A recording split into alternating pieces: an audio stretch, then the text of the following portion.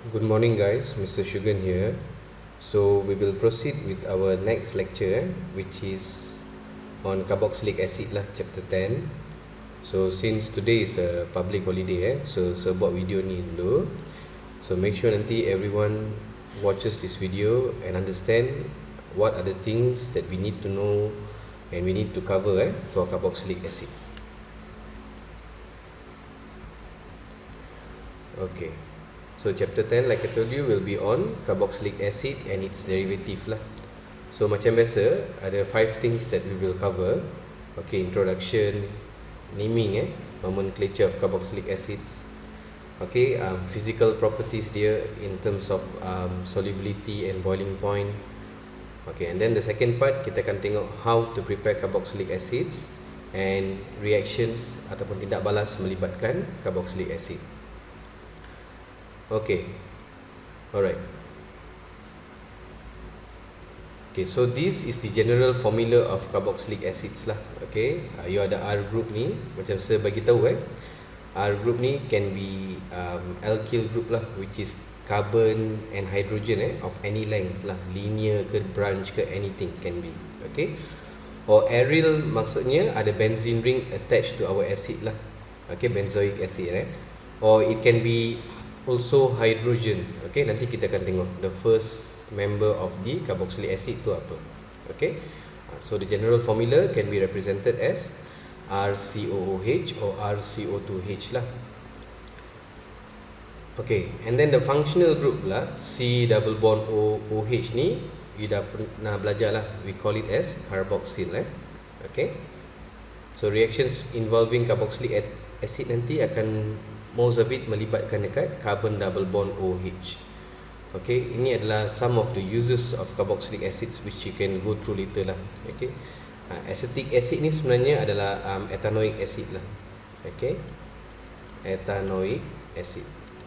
Okay, this is an acid with 2 carbon lah. Okay, carbon pertama dekat C double bond OH tu. Okay, and then dekat your R tu you ada satu carbon lagi. Okay, CH3.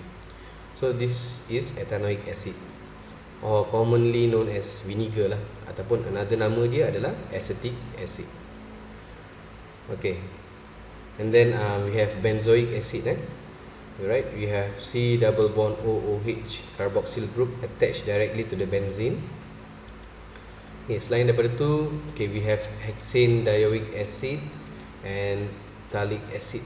Okay, which is used in the manufacture of nylon. Okay, hexane dioic acid ni kita pakai untuk making of nylon, and then phthalic acid ni we used to make polyesters lah. Okay, these are some of the common uses lah of carboxylic acids. Okay, you don't have to memorize them, just take note of it lah. Alright, next we look at the naming of carboxylic acids. Okay, kalau you boleh recall yang the order of priority yang kita dah belajar sebelum ni, okay, to name organic compound okay, so carboxylic acid has the highest priority lah. So we look at the rules okay, for naming carboxylic acids. Okay, alright, so bila kita nak number mereka, kita kena start dengan carboxyl carbon atom. Maksudnya pada carbon yang attach kepada C double bond OOH kita bagi nombor 1. Okay, but when we write the name tu, we don't have to indicate the number 1 tu lah. Okay, and then the rest macam biasa je yang kita dah pernah belajar sebelum ni. Untuk substituent kita kena bagi number. Okay, and then kalau carboxylic acid, dia punya penghujung tu akan berakhir dengan oic acid, OIC acid. Okay, so like I told you just now, the first member of carboxylic acid is methanoic acid. Okay, methanoic acid tu, okay, you ada C double bond OOH, dan sebelah sini your R tu is just hydrogen. Okay, this is the first member of our carboxylic acid lah, methanoic acid. Okay, ingat dia satu carbon saja, dan carbon itu adalah yang attach kepada C double bond OH. Okay, and then it follows lah. Okay, that means the next member tu will be ethanoic acid, ada 2 carbon. The first carbon is always the carbon yang attach kepada C double bond OOH. and now you have another carbon which is CH3. Okay, alright. Okay, and it goes down lah. Okay, so don't forget carbon ni kita perlu kira sekali bila nak tentukan the total number of carbon dan dia punya nama tu. Okay, so the first member methanoic acid followed by ethanoic, propanoic, butanoic, pentanoic and hexanoic acid lah. Okay, so they have some common names lah, tapi yang biasanya yang you need to be familiar with adalah yang first tu lah, iaitu methanoic acid tu common name dia adalah formic acid, dan ethanoic acid the name is acetic acid. Okay, so nanti tengok semula how it's written cara penulisan tu, molecular formula of carboxylic acid tu. Okay, let's have a look at some examples of naming. Alright, yang pertama ni, so we start numbering from the carbon having this C double bond O OH. So longest carbon chain dia adalah 5, so pentanoic acid, and then you have methyl at number 3 and 4, so 3,4 dimethyl pentanoic acid. Okay, yang ni pun sama, longest carbon chain dia adalah 5, pentanoic acid, and then nombor 3 you ada methyl, nombor 4 ada bromo. So bila kita nak namakan, kita ikut alphabetical order, so 4 bromo, 3 methyl pentanoic acid. Okay, bila you have OH and C double bond O OH, you must know our carboxyl group ni C double bond O OH ni have higher priority. So kita anggap kita punya OH ni macam branch lah. Okay, bila hydroxyl group as a branch, kita sebut dia sebagai hydroxy. Okay, so longest carbon chain ni adalah 6. Okay, 1, 2, 3, 4, 5, 6. Okay, so 6 means hexanoic acid, and at carbon number 5 you have OH. So 5 hydroxy hexanoic acid. Sama juga bila ada alkene dengan carboxyl group, carbon-carbon double bond and carboxyl group, priority adalah kepada kita punya carboxyl group ni, C double bond O OH. Okay, so your longest carbon chain will be 1, 2, 3, 4, 5, 6. Okay, so sepatutnya kalau acid dengan 6 carbon adalah hexanoic acid. Sekarang dia ada double bond, so dia akan jadi hexenoic acid, dan you kena indicate dekat mana hexenoic acid tu. That means the carbon-carbon double bond tu dekat mana, carbon nombor 3. And at number 5 you have methyl. Okay, so 5 methyl, 3 hexenoic acid. Okay, alright. So kalau ada dua C double bond O OH group ataupun bila dua carboxyl group, kita akan namakan dia sebagai alkane dioic acid. So kita tengok contoh baru you boleh nampak lah. Okay, so for example this one, the longest carbon chain dia, it doesn't matter you nak start from which corner pun. Okay, 1, 2, 3, 4, 5. Okay, so dia cakap apa? Alkane dioic acid. Okay, so alkane dengan 5 carbon adalah pentane. So pentane dioic acid. Okay, dioic means you have 2 lah, dioic acid. Okay, yang ni pun sama juga. The longest carbon chain is 6. Okay, we start numbering from this side lah, supaya kita nak kita punya CH3 tu dapat nombor lebih kecil. So we start numbering from left to right. Okay, so total carbon dia adalah 6. So that means hexane dioic acid. And at carbon number 3 you have CH3 lah, 3 methyl hexane dioic acid. Okay, even in the form of cis trans pun we can work it out lah. Okay, so for example this one, the longest carbon chain adalah 1, 2, 3, 4, 5, 6. Okay, so hexane dioic acid, and then you have double bond ni at number 3. Okay, so 3 hexene dioic acid. Okay, dan trans lah, because you have these big groups ni, okay, on the opposite side. Okay, so trans 3 hexene dioic acid. Okay, bila R tu adalah aryl, aryl tu yang biasa kita tengok adalah benzene lah. Okay, so nama dia nanti akan jadi benzoic acid. Okay, so bila contohnya ada halogen dengan COOH, you kena tahu priority kita adalah COOH. So dia akan join dengan benzene ring sebagai parent yang baru. Okay, so this is our parent now, benzoic acid. Okay, so chlorine tu sebagai branch lah. Okay, so you can either name it as 4-chlorobenzoic acid, or kita dah belajar berkenaan ortho meta para tu. Okay, kalau P tu para tu maksudnya you ada substituent dekat nombor 1 dan nombor 4. Okay, so you can also name it as P-chlorobenzoic acid. Okay. Alright. Kalau ada dua carboxyl group pada you punya benzene ring attached directly, okay, so it says here, okay, so nama dia you namakan benzene kat depan, okay, and then dicarboxylic acid. Okay, so for example ni dekat number 1 and number 3, so 1,3 benzene dicarboxylic acid. Okay, so yang ni pun sama juga. Okay, we start numbering. Okay, so you have COOH at number 1 and number 4 lah. Okay, 1,4 benzene dicarboxylic acid. Okay, dan dekat nombor 2 ni kita ada substituent ni Okay, so if you recall, this is isopropyl lah. So 2 isopropyl 1,4 benzene dicarboxylic acid. Okay. Okay, so bila ada cycloalkane attached to our acid, kita namakan dia sebagai cyclo apa tu, belakang dia carboxylic acid. Okay, dan number 1 tu will always be at the carbon attached to the C double bond O OH. Okay, alright. So ni ada 5 carbon cycloalkane kita, so nama dia just cyclopentane carboxylic acid. Okay, cyclohexane carboxylic acid. Okay, so ni pun cyclohexane carboxylic acid, you ada methyl dekat nombor 2 and then you ada bromo dekat nombor 4. Okay, so 4 bromo 2 methyl cyclohexane carboxylic acid. Okay.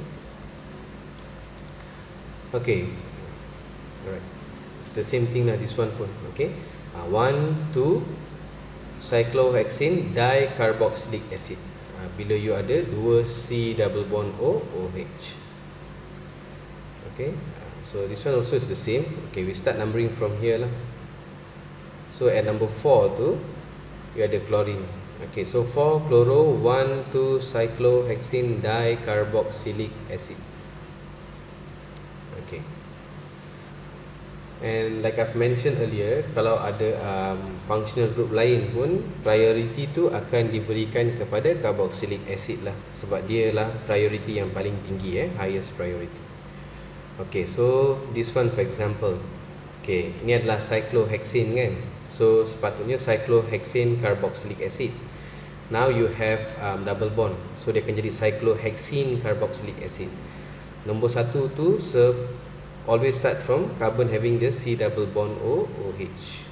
Okay, so 3 methyl, 2 tu indicate the position of the double bond, 3 methyl 2 cyclohexene carboxylic acid. Alright. Okay. Okay, next kita continue with physical properties of carboxylic acid lah. Okay, so untuk carboxylic acid ni, besides yang biasa kita dah tengok, iaitu boiling point dan solubility, okay, we have one more extra lah, which is on acidity. Okay, so nanti kita akan tengok what are the factors yang affect acidity of carboxylic acid tu. Okay, so first we look at the common physical properties dulu, iaitu boiling point dan solubility. Okay, so pertama sekali kita tengok number of OH group, and then macam biasalah tengok dia punya size, okay, polarity, bond polarity dan effect of branching. Okay, so these are all the common ones that we have seen earlier lah. Okay, so first of all you must know, macam alcohol, okay, carboxylic acid juga boleh bentuk hydrogen bond. Okay, they can form hydrogen bond lah. And if you see dia mention apa, the boiling point of carboxylic acid is higher than alcohol, okay, aldehyde ataupun ketone lah, untuk saiz yang lebih kurang sama. Okay, sebab apa? Okay, carboxylic acid ni they exist as stable dimers. Okay, nanti saya akan tunjuk macam mana. Okay, maksudnya antara satu asid dengan lagi satu asid tu, you boleh bentuk dua hydrogen bond. Okay, saya terus buat lah. Let's say you have C double bond O, OH, and you have another one. Okay, so antara satu asid dengan lagi satu asid, susunan C double bond O, OH ni macam ni. Okay, so what happens is you can form hydrogen bond between the oxygen C double bond O of one acid dengan hydrogen of another acid tu. Okay, so you boleh bentuk dua hydrogen bond each acid tu. Okay, so you can form two hydrogen bond. So basically that means the hydrogen bond is stronger lah. So they have higher boiling point. Okay, alright. So molecules in dimers are arranged closely packed. So hydrogen bond dia is relatively strong. Okay, this point ni is biasa kita nampak ni. Okay, higher energy needed to overcome the intermolecular forces or forces of attraction. Therefore, the boiling point of carboxylic acid is higher. Okay, so this is how macam saya tunjuk tadi okay, macam mana carboxylic acid antara satu dengan another carboxylic acid yang sama, they are arranged in the form of a dimer supaya they can form more hydrogen bond lah. Okay, again daripada oksigen dalam C double bond O tu dengan H dalam OH of another acid tu. Okay, so dia punya arrangement macam ni, satu double bond O dia ke atas, satu lagi ke bawah macam ni, so that you can form two hydrogen bonds. Okay, kalau in alcohol, okay, if you recall back, okay, between one alcohol and another alcohol molecule, you boleh bentuk satu hydrogen bond sahaja. Macam mana? Oxygen from one alcohol, okay, daripada lone pair tu, okay, dia akan contribute lone pair tu untuk nak bentuk hydrogen bond dengan hydrogen of another alcohol. Okay, so make sure you are able to draw and then show macam mana hydrogen bond is formed in alcohol and also in carboxylic acid, macam mana kita dapat dimer tu. Okay, so there's few examples given here. Okay, they ask us to arrange the compounds in order of increasing boiling point dan explain lah. Okay, so you have carboxylic acid, okay, you ada alcohol, and also you have an aldehyde. Okay, also take note of the length of the alkyl chain tu alright. Okay, okay, so this one total dia ada 8 carbon, so octanol lah, 1 octanol. And this aldehyde also you have 8 carbon, octanol. Okay, and this one acid dengan 7 carbon lah, so 1. Okay, dalam bracket ada 5 and here 1. Okay, so acid dengan 7 carbon adalah heptanoic acid. Okay, so you must know, okay, in alcohol ada hydrogen bond. Okay, and in aldehyde aldehyde you ada dipole forces. Okay, because of the polar bond you have dipole forces. And in acid carboxylic acid you have hydrogen bond also, but you kena ingat you boleh form dimers Okay, so based on this okay, bilangan carbon mereka pun hampir sama, so the mass pun should be roughly the same lah. Okay, kalau you nak, you boleh kira semula berat each of the compound individually. Okay, kira molar mass mereka berapa. Okay, so octanol tu will have the lowest boiling point followed by 1 octanol, dan heptanoic acid tu have the highest boiling point lah. Okay, so you should be able to explain kenapa. Okay, so octanol tu dia hanya ada dipole forces between their molecules. Okay, whereas 1 octanol and heptanoic acid boleh bentuk strong hydrogen bond. Okay, that is why octanol has the lowest boiling point. Okay, lepas tu you kena bagi tahu pula kenapa heptanoic acid punya boiling point lebih tinggi daripada 1 octanol. Okay, sebab acid again dia exists as stable dimers. Okay, through hydrogen bond. And the molecules in dimer tu are arranged closely packed. Okay, so hydrogen bond dalam carboxylic acid ataupun heptanoic acid is stronger than 1 octanol. Okay, solubility pun konsep dia sama macam alcohol. Okay, alright. Pertama sekali C double bond OOH tu dia boleh bentuk hydrogen bond dengan air. For example, oxygen from C double bond O can form hydrogen bond with H from water, and then our H from C double bond OOH can form hydrogen bond with oxygen from water. Okay, so dia boleh dissolve in water because dia boleh form hydrogen bond in water. Okay, tapi faktor dia sama je macam kita belajar sebelum ni untuk alkohol. Kita kena tengok kita punya R group ni yang tak suka air ni, hydrophobic region ni berapa panjang, or how big is our alkyl group tu. Okay,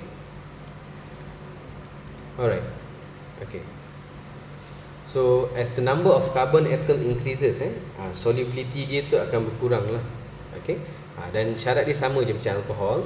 So carboxylic acid yang ada bilangan carbon 5 or lesser, they should be water soluble because they can form hydrogen bonds with water. Okay, kalau yang ada lebih 5 carbon, okay, dia insoluble in water. Sebab apa? Yang hydrophobic region ni, our alkyl group ni, because the non-polar alkyl portion ni is too large to be dissolved in water. Okay, so ingat kalau carbon dia 5 dan ke atas, it's insoluble in water lah. Reason being because the hydrophobic region tu is too large, okay, to dissolve in water. Okay, alkyl group ni kena tahu dia tak boleh bentuk any hydrogen bond. Okay, so in conclusion tu, the size of R2 increases, our hydrophobic area increases, our solubility tu will decrease. Okay. Okay, aromatic carboxylic acid, contohnya macam benzoic acid lah. Okay, dia slightly soluble. Okay, sebab apa? Aromatic ring tu dia besar lah. Okay, it has a large surface area sebab dia tu macam flat, planar. Okay, dan bila you ada dua carboxyl group, dicarboxylic acid, okay, they are relatively more soluble. Sebab apa? You boleh bentuk lebih banyak hydrogen bond. Okay, konsep dia sama je macam untuk alkohol. Kalau diol tu lebih soluble with as compared to alcohol dengan satu OH group lah. Okay, so they've given few compounds here. Kita kena tentukan solubility in water. Okay, alright. Okay, so going back to the question.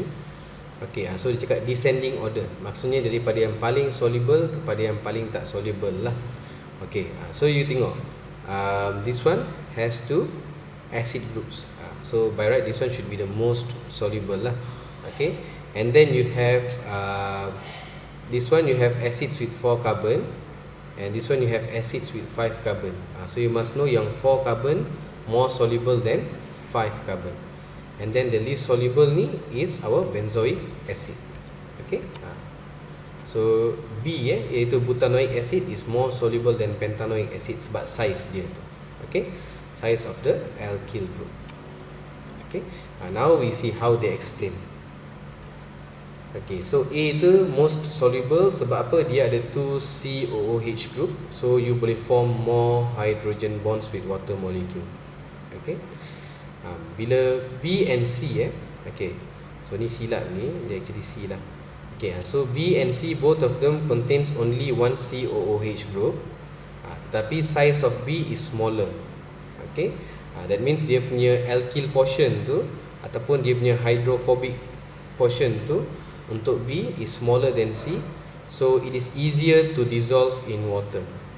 Okay, and D is the least soluble sebab apa? Dia adalah aromatic carboxylic acid. Okay, dia ada benzene ring ataupun aromatic ring tu which is too large to dissolve in water. Okay, so make sure even for solubility pun you kena tahu apa faktor-faktor yang ada and how to arrange and explain those factors. Alright. Okay, solubility in non-polar solvent. Okay, sama macam alkohol, acid memang boleh dissolve in non-polar solvent lah. Sebab apa? Dalam acid you ada alkyl group tu. Okay, so dia boleh bentuk van der Waals forces dengan kita punya non-polar solvent tu. Okay, contoh non-polar solvent adalah benzene lah. Okay, benzene is a non-polar solvent.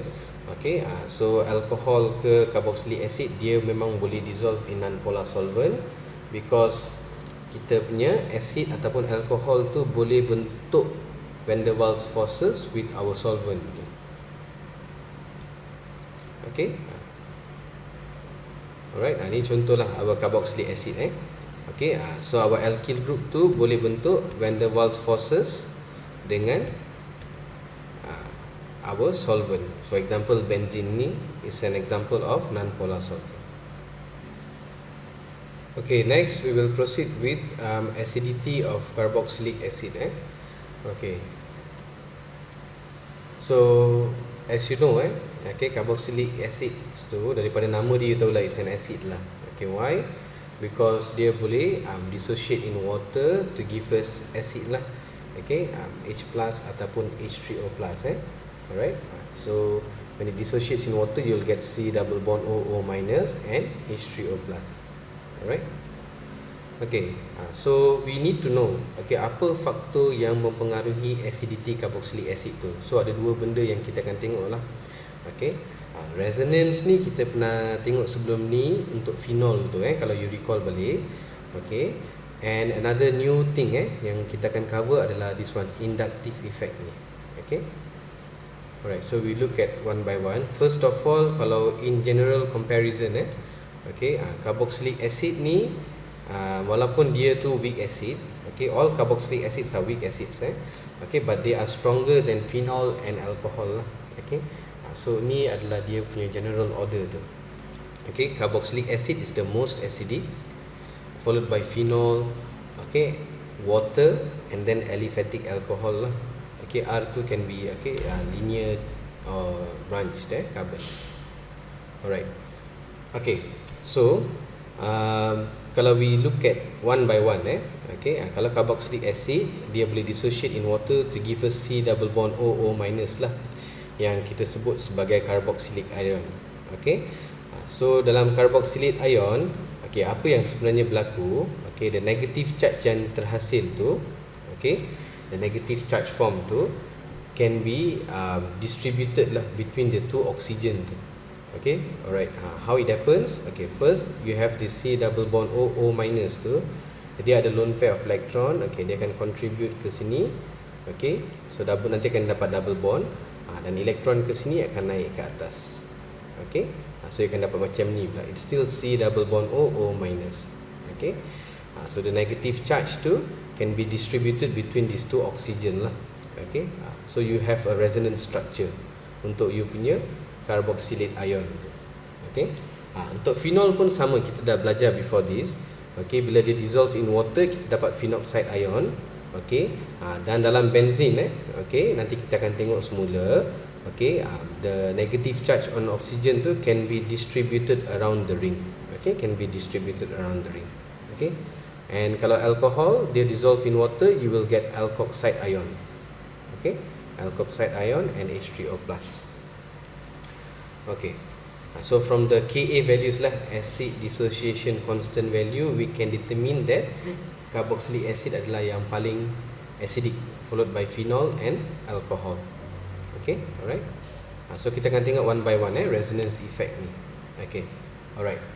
So untuk carboxylic acid, macam saya bagi tahu tadi tu, due to the resonance stabilization of the carboxylate ion. Okay, negative charge yang ada tu, okay, C double bond O minus tu, okay, you boleh or can be delocalized between the two oxygen atom. So again saya tunjuk macam mana from the C double bond O, from the O minus tu dia contribute a pair of lone pair electron kepada bond sini, so dia dapat double bond. Okay, yang dan kat sini akan naik ke atas. Okay, so nanti you punya double bond will come down here. Okay, yang O minus tu akan naik ke atas macam ni. Okay, alright. Untuk phenol pula, okay, dia hanya ada one electronegative oxygen atom lah. Okay, but anyhow, okay, bila dalam phenoxide ion O minus tu, the negative charge tu can be delocalized or macam distributed around the benzene ring. Okay, dan kalau alcohol tu dia hanya ada alkoxide ion dan you tak boleh it's not stabilized by resonance lah. Okay, so ni how carboxylic acid tu, okay, it dissociates in water to give us carboxylate ion and H3O plus. Okay, dan how the negative charge tu. Okay, is delocalized between the two oxygen tu. You should be able to show that macam mana the negative charge tu is distributed between these two oxygens. Okay. Okay, yang ni adalah untuk phenol lah. Okay, so make sure you recall semula Okay, dalam phenol tu, okay, you have phenoxide ion, okay, with O minus and how the negative charge tu is distributed around the ring tu. Okay, I should be able to draw the resonance structure to show okay how the negative charge on our phenoxide ion pada O minus tu is distributed around the ring. Okay, alright.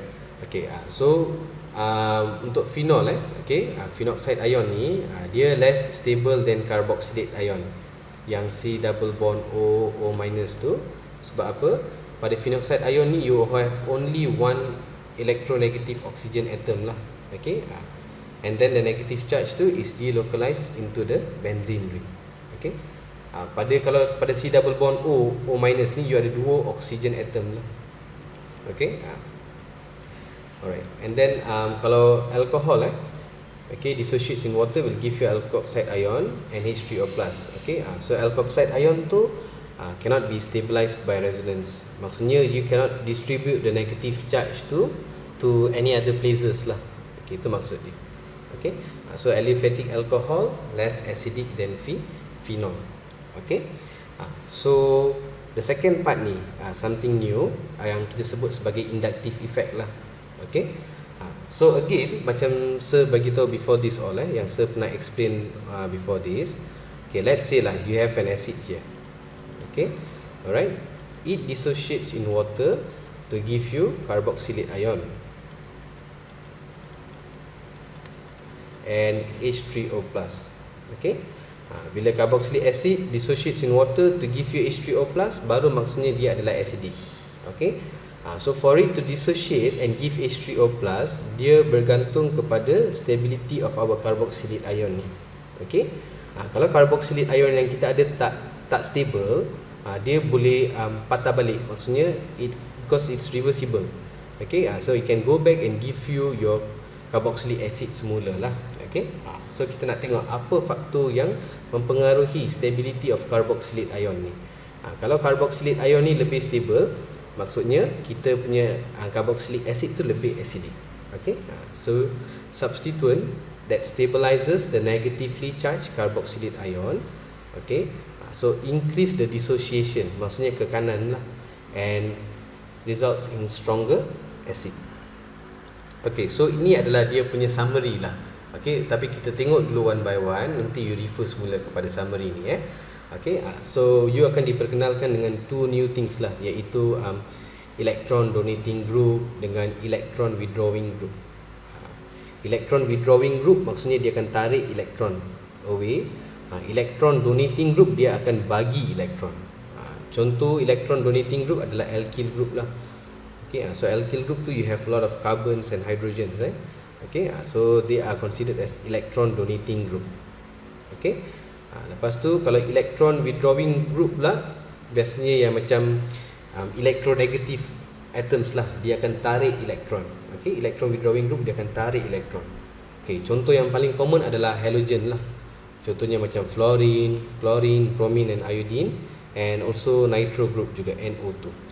Okay, so we will see macam mana our electron donating and electron withdrawing group ni affect acidity of our carboxylic acids. Okay, alright. Okay, so the acidity of carboxylic acid is affected by nearby groups. Okay, sama ada dia tu akan donate ataupun withdraw the electron density. Okay, so in conclusion conclusion dia apa yang kena tahu, bila ada electron withdrawing group, carboxylic acid kita akan jadi lebih acidic. Okay, dan bila ada electron donating group, carboxylic acid kita akan jadi less acidic. Okay, ini adalah dia punya summary lah, but we must know okay, why and how. Okay, alright. Okay, so sekarang you tengok, bila you dapat carboxylic ion, you ada C double bond O minus. Okey, bila kita ada electron withdrawing group, okey, so dia akan tarik electron density tu. Okey, dia akan kurangkan electron density pada C double bond O minus tu. So apa yang berlaku, the carboxylate ion tu nanti akan jadi lebih stabil. That means the oxygen tu is not just concentrated here lah. Okey, EWG tu, electron withdrawing group tu akan tarik the electron density tu. So dia akan jadi lebih stabil. Okey. Kalau electron donating group pula terbalik, that means the carboxylate ion is already negatively charged. Okay, you push lagi elektron ke kanan, so dia akan jadi lagi tak stabil lah. Okay, and electron donating group EDG will increase the density of electrons at the carboxylate group ni, C double bond O minus. Okay, so apa yang berlaku, dia becomes less stable. Okay, now you kena boleh identify siapa electron withdrawing group and siapa electron donating group, and then kita tengok pada dia punya acidity tu. Okay, so electron withdrawing group macam sebagai kita tadi adalah halogens lah, fluorine, chlorine, bromine, iodine, and also nitro, NO2. Okay, so apa yang berlaku, electron withdrawing group ni dia akan reduce electron density on oxygen atom in OH. Okay, so you ada C double bond OH kan. Okay, so electron withdrawing group ni dia akan reduce the electron density on oxygen atom in OH. Okay, so oxygen atom OH bond ni nanti becomes weaker, so easier for you to release the hydrogen to H+. Okay, alright. Okay, so kita tengok contoh. You have propanoic acid and 2 chloropropanoic acid. Okay, so you tengok dalam 2 chloropropanoic acid dia ada chlorine. Chlorine tu adalah electron withdrawing group. Okay, so apa yang berlaku, dia akan reduce the electron density of oxygen in OH. So apa yang berlaku nanti, okay, yang OH ni saya just expand macam ni. Okay, so OH bond ni nanti akan jadi weaker, so easier untuk your H+ to be released. Okay, so easier to be released maksudnya dia nanti dia akan jadi lebih acidic. Okay, so 2 chloropropanoic acid, dia stabilize the conjugate base. Ni adalah conjugate base lah kalau kita recall balik in semester 1 lessons regarding acid ni. Okay, 2 chloropropanoic acid, ini adalah dia punya conjugate base lah, yang carboxylate ion ni.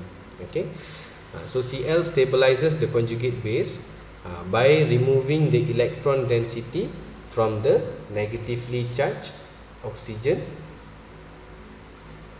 carboxylate ion. Okay, C double bond O minus. Okay, bila you ada alkyl group pula, alkyl group you kena tahu dia ni electron donating group. So electron donating group, what happens, dia akan push electron density kepada C double bond O minus ni, kepada O minus ni. So dia akan jadi lagi tak stable sebab it's already negatively charged and you are pushing more electron towards it, so it becomes less stable. Okay, so CH3, CH2 destabilizes the conjugate base by donating electron density onto the negatively charged carboxylate ion. Okay, so bila ada 2 chloropropanoic acid dengan propanoic acid, you must know 2 chloropropanoic acid lebih acidic lah. Okay, so again okay, so electron withdrawing group, okay, dia akan reduce the electron density pada O minus ni. Okay, so dia akan tarik elektron tu ke arah dia. Alright. Okay, bila you ada 2 electron withdrawing group, contohnya you ada fluorine, you ada chlorine kan.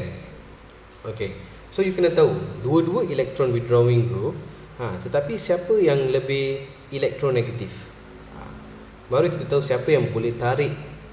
Okay, the electron density tu lebih kuat lah. Okay, so when you have 2 fluoropropanoic acid and 2 chloropropanoic acid, first you must know both of them are electron withdrawing group, but fluorine adalah lebih elektronegatif daripada chlorine. So kena recall balik electronegativity tu untuk group 17. Yang paling elektronegatif adalah fluorine, diikuti oleh chlorine, bromine and iodine. Okay, so what it means when there is something yang lebih elektronegatif. Okay, alright. So bila you ada more electronegative electron withdrawing group, okay, alright. So the electron density of oxygen on OH ni, okay, in 2-fluoropropanoic acid is less. Okay, so maksudnya OH bond tu dalam ni is weaker than in 2-fluoropropanoic acid. So H plus ni lagi senang you nak release. Okay, so dia punya summary adalah kalau kita punya electron withdrawing group ni, okay, yang lebih elektronegatif, the more electronegative the substituent, acid kita akan jadi lebih acidic lah. The acidity of acid increases. Okay, another factor adalah bilangan electron withdrawing group. Lagi banyak electron withdrawing group, lagi stable kita punya carboxylate ion tu, lagi acidic our carboxylic acid. Okay, so 2,2-dichloropropanoic acid contains 2 chlorine atoms that makes the OH bond weaker than 2-fluoropropanoic acid yang ada only 1 chlorine atom. So H plus ni easily released dalam 2,2-dichloropropanoic acid. Okay, so ni pun another summary, iaitu the larger the number of electron withdrawing group, lebih acidic lah our carboxylic acid tu. Okay, alright, and then the following factor adalah kedudukan electron withdrawing group kita. Maksudnya berapa jauh dia daripada C double bond OOH. For example, you have 2 chlorobutanoic acid and 4 chlorobutanoic acid. So 2 chloro ni nearer. Okay, so bila dia nearer, maksudnya dia boleh tarik the electron density tu pada OH pada acid tu better lah. Okay, the OH bond in 2 chlorobutanoic acid is weaker than in 4 chlorobutanoic acid, so it's easier for you to release the H plus, making it more acidic. Okay, so the more closer the electron withdrawing group to the COOH, lagi dekat, okay, the more acidic it is. Okay, now we look at electron donating group ni effect, still inductive effect. Okay, so first thing you must know, okay, any alkyl group, okay, they are electron donating group. Okay, next kita kena tengok the size of the alkyl group tu. Okay, kalau size alkyl group tu lagi besar, maksudnya dia adalah stronger electron donating group. Okay, dia akan donate electron density, dia akan donate electron density kepada our oxygen ni. Okay, so lagi susah dia nak break the bond antara oksigen dengan hidrogen tu lah.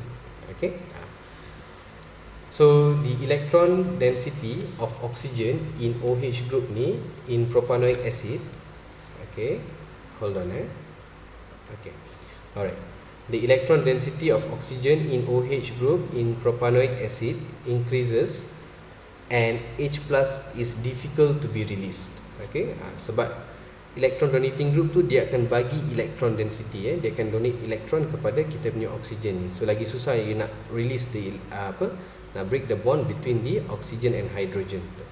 Okay, so the presence of electron donating group, okay, dia akan mengurangkan acidity acid kita, dan kalau lagi besar kita punya electron donating group, lagi kurang kita punya acidity tu, the acidity decreases.